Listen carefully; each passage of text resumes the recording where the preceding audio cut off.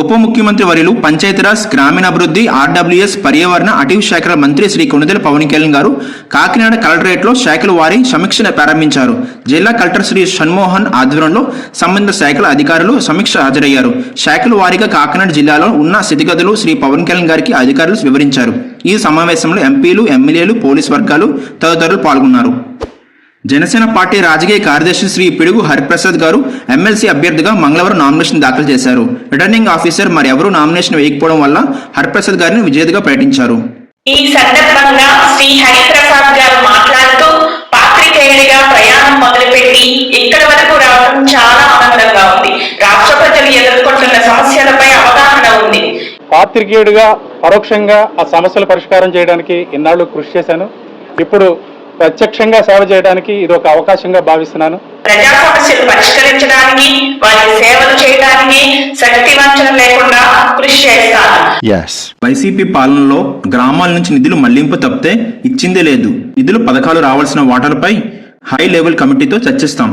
ఆర్థిక బలంతో పంచాయతీలు అభివృద్ధి చేస్తాం. ఆడబిడ్డల అదృశ్యం మీద ప్రత్యేక సెల్ ఏర్పాటుపై దృష్టి పెడతాం.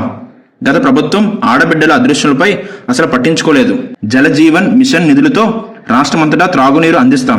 కాలుష్యరహిత పరిశ్రమలకు తగిన ప్రోత్సాహం అందిస్తాం. కాకినాడ జిల్లా అధికారులతో కలెక్టరేట్లో సమీక్ష అనంతరం మీడియాతో మాట్లాడిన ఉప ముఖ్యమంత్రులు శ్రీ పవన్ కళ్యాణ్ గారు, రాజు తలుచుకుంటే దెబ్బలకు కొదవే అనేది శ్రీ వైఎస్ జగన్ గారు పాలన. ప్రజాప్రతినిధులు తలుచుకుంటే ఎలాంటి సమస్యలైనా పరిష్కరించగలరనేది శ్రీ పవన్ కళ్యాణ్ గారు మార్క్ పాలన.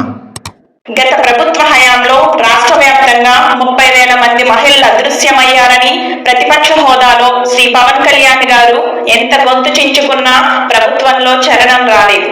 కనీసం ఒక ప్రెస్ మీట్ సమీక్ష చేయలేదు.